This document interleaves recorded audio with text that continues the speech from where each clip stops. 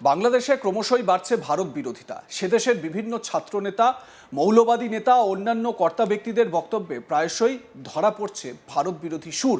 শুধু তাই নয়, ওই দেশের অনেকের মুখেই ভারতের সেভেন সিস্টার্স নিয়েও বিভিন্ন মন্তব্য শোনা যাচ্ছে।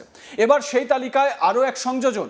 বাংলাদেশের এক ছাত্রনেতা মোসাদ্দেক আলী ইবনে মোহাম্মদ বলে, জুলাই 24-এ যেভাবে আমরা ভারতের প্রক্সি সেবাদাসী হাসিনাকে ফেলে দিয়েছি, ঠিক একইভাবে ভারতের সকল প্রক্সিকে খেলে দেওয়া হবে, সেভেন সিস্টার্স খেলে দেওয়া হবে।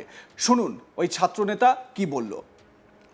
আমরা হুঁশিয়ারি করে বলে দিতে চাই, বাংলাদেশের মাটিতে আর কোন ভারতীয় প্রক্সিদের মেনে নেওয়া হবে না। জুলাইয়ের 24-এ যেভাবে আমরা ভারতের প্রক্সি সেবাদাসী হাসিনাকে খেলে দিয়েছি, ঠিক একইভাবে ভারতের সকল প্রক্সিকে খেলে দেওয়া হবে, সেভেন সিস্টার খেলে দেওয়া হবে, বিজিএফআইয়ের ভারতীয় পোর্শনকে খেলে দেওয়া হবে, মিডিয়াকে খেলে দেওয়া হবে। সংগ্রামী সহযোদ্ধা বন্ধুগণ, বক্তৃতা আর কি দেব?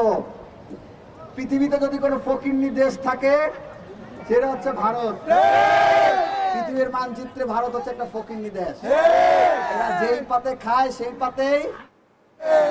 সহযোদ্ধা বন্ধুগণ, আমি পরিসংখ্যান দেখছিলাম, ভারতের বাজেট যতটুকু তার 40 ভাগের 1 ভাগ ওরা বাংলাদেশ থেকে নিয়ে যায়। প্রায় 1,20,000 কোটি টাকা ওরা প্রতি বছর বাংলাদেশ থেকে নিয়ে যায়। তার মানে কি, আমরা যদি এটা বন্ধ করে দেই তাহলে ভারত না খেয়ে মারা যাবে। যেই ভারত আমাদের দয়ায় বাঁচে, আমাদের দয়ায় খায়, সেই ভারতের বাংলাদেশের চোখ রাখানোর কোনো সুযোগ নাই, কোনো সাহস নাই।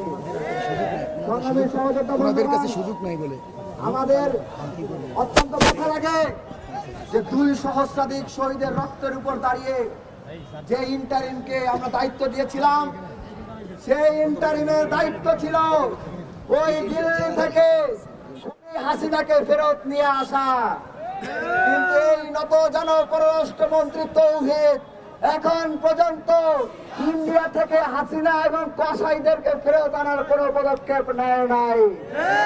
বাংলাদেশ সহযোগিতা বন্ধুগণ, শুধু সেটাও নয়, আমরা দেখলাম বাংলাদেশের নিরাপত্তা উপদেষ্টা ভারতে যে দিল্লির নিরাপত্তা উপদেষ্টা অজিত দোভালের সাথে গোপন বৈঠক করে। এটা জুলাইয়ের শহীদদের সাথে সুস্পষ্ট গাদ্দারি ছাড়া আর কিছুই নয়।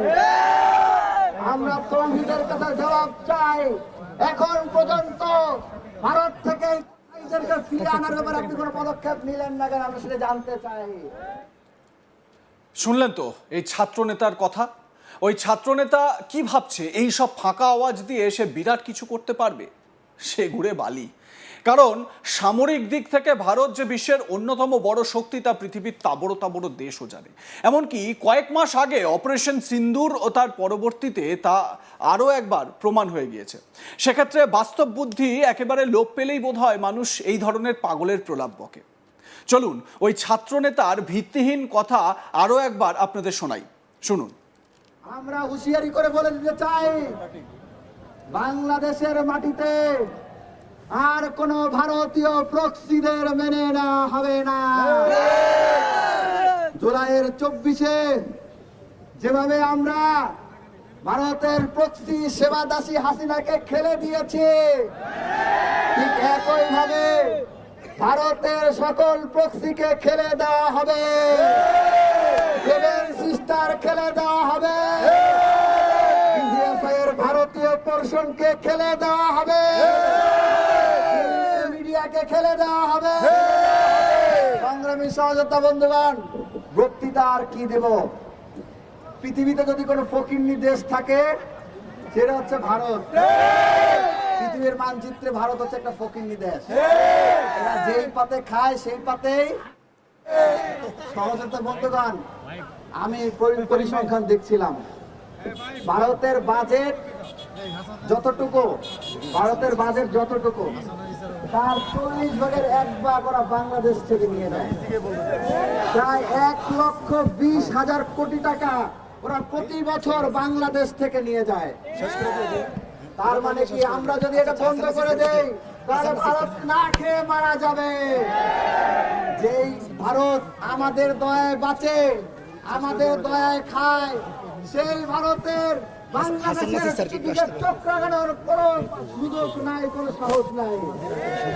বাংলাদেশ সহযোগিতা ওনাদের কাছে সুযোগ নাই বলে আমাদের অত্যন্ত ব্যথা লাগে যে 2 সহস্রাধিক শহীদের রক্তের উপর দাঁড়িয়ে যে ইন্টারিমকে আমরা দায়িত্ব দিয়েছিলাম, সেই ইন্টারিমের দায়িত্ব ছিল ওই দিল্লি থেকে হাসিনাকে ফেরত নিয়ে আসা। কিন্তু এই নতজন পররাষ্ট্রমন্ত্রী তৌহিদ এখন পর্যন্ত ইন্ডিয়া থেকে হাসিনা এবং কসাইদেরকে ফেরত আনার কোনো পদক্ষেপ নেয় নাই।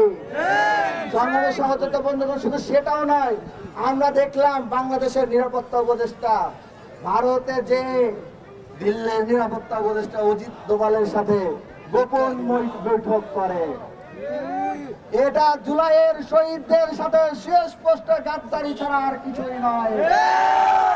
আমরা তৌহিদের কাছে জবাব চাই, এখন পর্যন্ত ভারত থেকে কসাইদেরকে ফিরে আনার ব্যাপারে আপনি কোনো পদক্ষেপ নিলেন না কেন, আমরা সেটা জানতে চাই।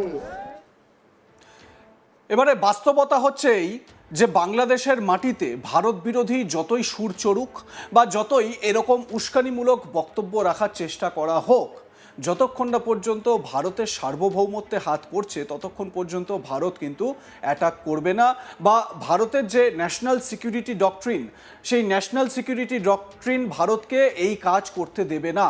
ভারতের ঘোষিত নীতি, ভারত কখনো আগে আক্রমণ করে না। প্রাচীনকাল থেকেই ভারতের কিন্তু এটা ঘোষিত নীতি। ভারতের সার্বভৌমত্বে যদি হাত পড়ে সেক্ষেত্রেই ভারত কোনো অ্যাকশন নিতে পারে। তবে বাংলাদেশের মাটিতে কিন্তু বাংলাদেশের মাটিতে হিন্দুকে পুড়িয়ে মারা হচ্ছে, সংখ্যালঘুদের ওপর নির্যাতন হচ্ছে, সেখানে ভারত বিরোধী স্লোগান উঠছে, 7 সিস্টার্সকে ভাগ করার আওয়াজ উঠছে, এগুলো সব একরকম। যতক্ষণ না পর্যন্ত ভারতের কাছে কোনো পোক্তা প্রমাণ পাওয়া যাচ্ছে বা সুস্পষ্ট কোনো তথ্য পাওয়া যাচ্ছে যেটায় জানতে পারা যাচ্ছে যে বাংলাদেশের কোনো একটি জায়গাকে লঞ্চপ্যাড করে সেখান থেকে জঙ্গি নাশকতার ছক কষা হচ্ছে, ভারতে জঙ্গি হামলা হবে কিছু নির্দিষ্ট এরিয়ায় বা নির্দিষ্ট জায়গায়, এই রকম তথ্য যতক্ষণ না পর্যন্ত ভারতের হাতে প্রমাণ হিসেবে আসছে ততক্ষণ পর্যন্ত ভারত কোনো অ্যাকশন নেবে না। আপনাদের স্মরণে থাকবে ভারত সার্জিক্যাল স্ট্রাইক করেছিল, ভারত এয়ার স্ট্রাইক করেছিল, ভারত পুলওয়ামা হামলার পর অপারেশন সিন্দুর করেছিল। যদি প্রয়োজন হয় সেরকম ভারত করতে পারে, কিন্তু বাংলাদেশকে সেই জন্য ভারতকে একদম কোনো রকম নাশকতা চালাতে হবে বা ভারতে কোনো রকম বিচ্ছিন্নতা তৈরি করার জন্য দোষী সাব্যস্ত হতে হবে, তারপরই ভারত এই অ্যাকশন নেবে। আপনাদের মতামত কি? লাইক, কমেন্ট, শেয়ার করে জানাতে ভুলবেন না। দেখতে থাকুন আজ তাক বাংলা, সাবস্ক্রাইব করুন আমাদের ইউটিউব চ্যানেলটি, বেল আইকন প্রেস করুন নোটিফিকেশন পেতে।